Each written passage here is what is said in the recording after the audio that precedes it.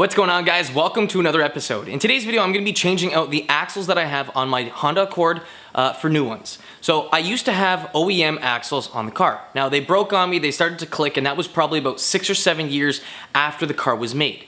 Now keep in mind that my car is a 2009. So after those axles broke on me, I replaced them with some cheaper aftermarket ones. The stock Honda ones were about $1,100 to buy 2 new ones, which I thought was very expensive. So I found some aftermarket cheaper ones that were about $150 each. I put them on, and what's stupid is that I switched them out for non-OEM ones. The problem with that is that I went through 4 different sets of axles in less than a year.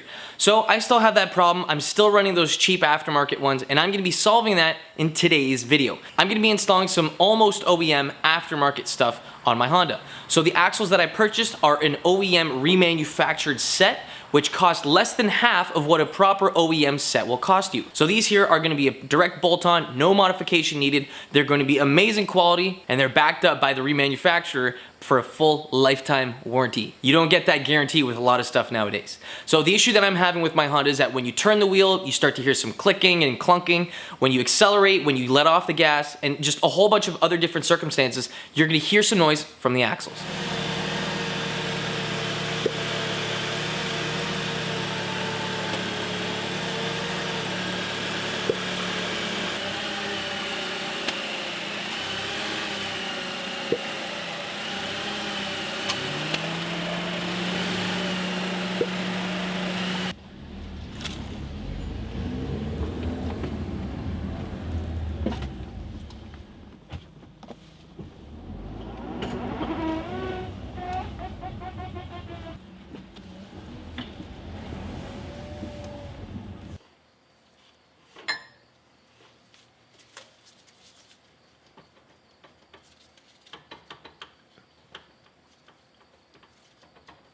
So I've been experiencing that, I don't like it, and it's time to change that out. So I want to show you guys something that's pretty cool. So right now I have the passenger side of the vehicle still on the ground. However, the driver's side of the car is up in the air. So the tire is not touching the ground. Let me show you the amount of play that I have with my axles by moving the wheel both forwards and backwards. So the car is in gear, yet you can see how much play there is. So this here is the amount of play that I have with both axles. So every time I accelerate or decelerate, you're gonna hear a clicking noise, and that play is just gonna get worse and worse over time.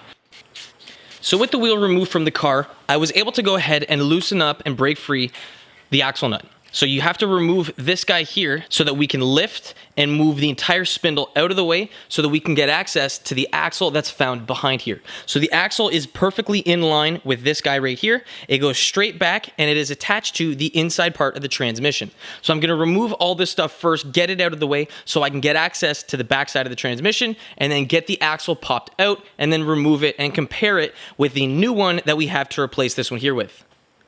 We need to move the knuckle out of the way to make room so we can pull the axle from the transmission. Start off by removing any cotter pins using a needle nose pliers along with a hook tool if needed be. The upper ball joint, the lower ball joint, and outer tie rod all have cotter pins running through them. With the cotter pins removed, you'll then be able to remove each of the nuts that are attached to each one of them. If the ball joint doesn't want to break free from the spindle very easily, you'll need to use a pickle fork, a ball joint separator, or some other kind of front end tool to remove it without damaging that component. On my Honda, there's going to be a little fork that attaches to the bottom side of the strut, which needs to be removed before we can remove the axle. It's held in place by 2 bolts, one found up top and one of them found on the lower control arm. Simply remove them and set them aside. At this point, we will have enough room to move the spindle out of the way to allow the axle to be pushed through the wheel bearing. You can either remove the bottom or upper ball joint nut to swing it out of the way to give yourself enough space. If the old axle is stuck in there, you can use a small ball peen hammer to persuade it to help get it out.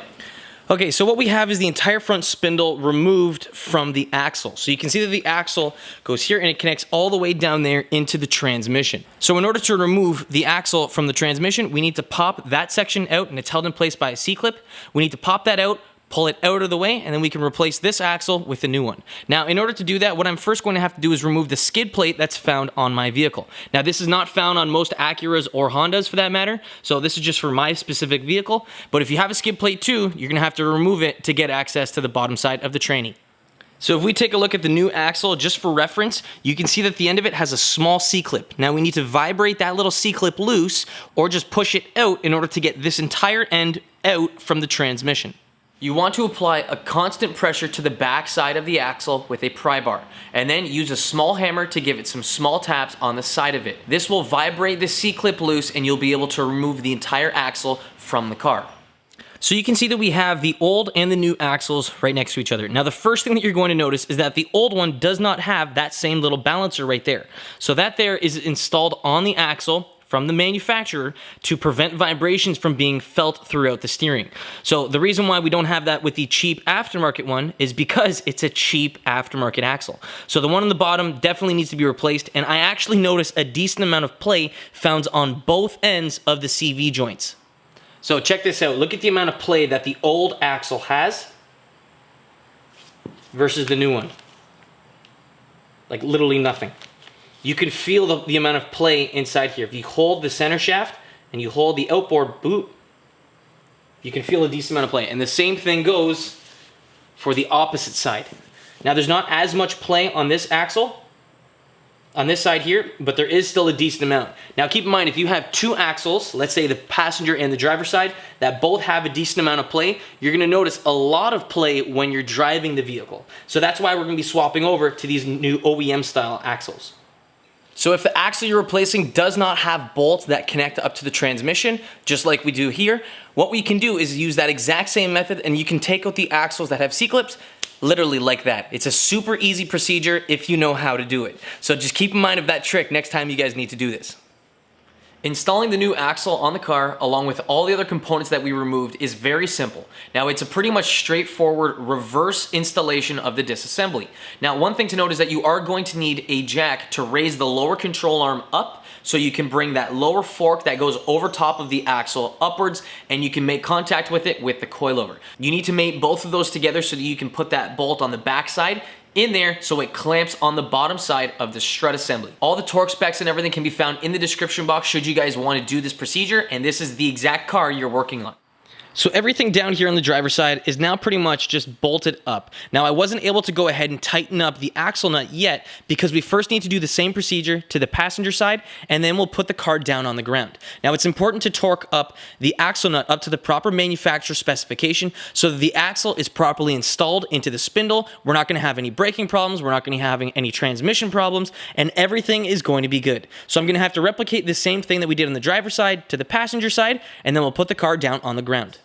This guide should help you out with doing your vehicle, but it is different from every car. So just use your common sense, and you have to get everything removed so you can take the old axle out, put the new axle in, and then put everything back to where it was. So if you tried removing the axle and you can't get it out by using the method that I showed you to do the driver's side, I've got a different method that should help you out. Now, to do this one, you need to be able to get access to underneath the vehicle so that you can actually hit the back side of each one of the axles and push them outwards towards me where I'm sitting right now. So what I'm gonna do is put the camera on the tripod and jump underneath the car to show you how to get this done.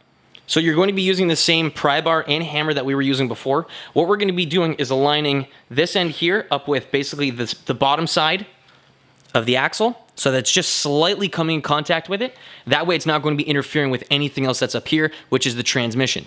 Now, after you have that lined up with one hand, with the other hand, you're going to use a hammer and hit it that way, and it's going to force out the axle this way, and you're going to be fighting against the little C-clip found on the end of it. So if everything goes smoothly, we'll be able to remove the entire axle from the transmission.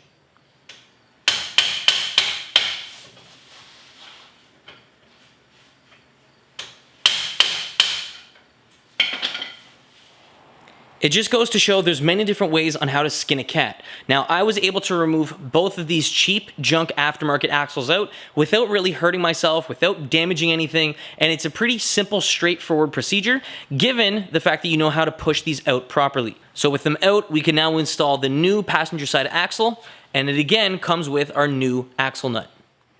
With both the driver side and passenger side axles now installed on the car, we need to finish up the job by tightening and torquing up each one of these axle nuts up to the proper manufacturer specification. So the torque spec for this axle nut right here on my Honda is 242 foot-pounds of torque. Now with the vehicle up in the air, you're going to try and torque this up, but what you're going to notice is that when you turn this and you try to tighten this, it's going to turn the entire assembly clockwise. So what you can do is two things.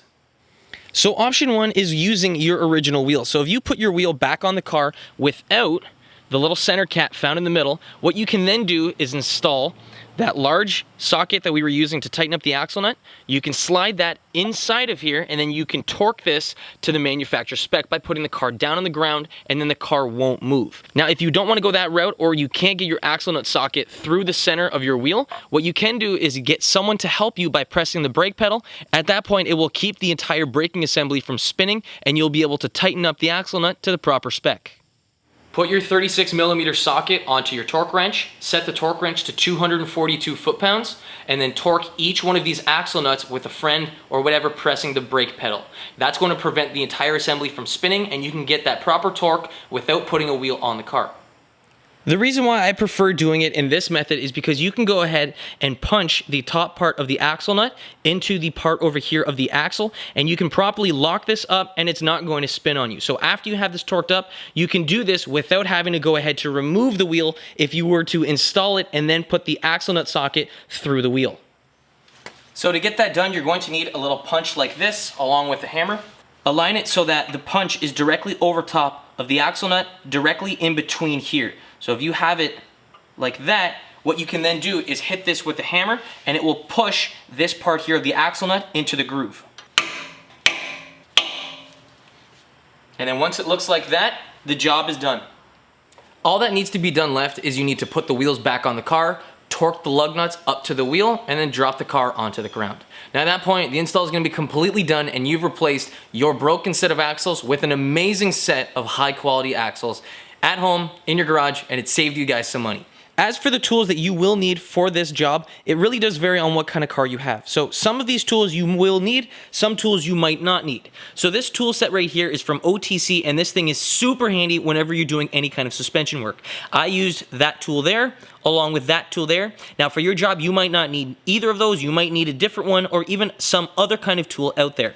As for the axle nut, you will indeed need one of these. This set here has pretty much every size you need, everything from a 29 up to a 39mm socket. For my Accord, I needed a 36mm. You will indeed need a torque wrench. You might need a breaker bar. You'll probably need a needle nose pliers, a hook pick, a hammer for sure. Some anti-seize is also a good idea, especially if you're working on a car that is somewhere northern where rust and salt is an issue. You're going to need a breaker bar or a regular kind of ratchet. You're going to need some sockets. For my car, I needed a 17mm open-ended wrench, a punch to install the axle nut socket, along with an impact gun. Now, all this stuff will make your life a lot easier. Some of this you'll need, some of this you won't, as I said. Now, ultimately, if you purchase a really good set of axles like these ones right here, you will not have to replace these things sometime soon. So I'm expecting mine to literally last me years. Now, these ones, the aftermarket cheaper ones, I've replaced countless times, and that's because they're a cheap quality set. These RAXLES ones come with a lifetime warranty, they come with the replacement axle nuts, and it's a really good kit for your car. They are slightly on the expensive side if you compare them to cheaper aftermarket axles, but even still, these things are a bargain and a half if you compare them to the price of OEM axles.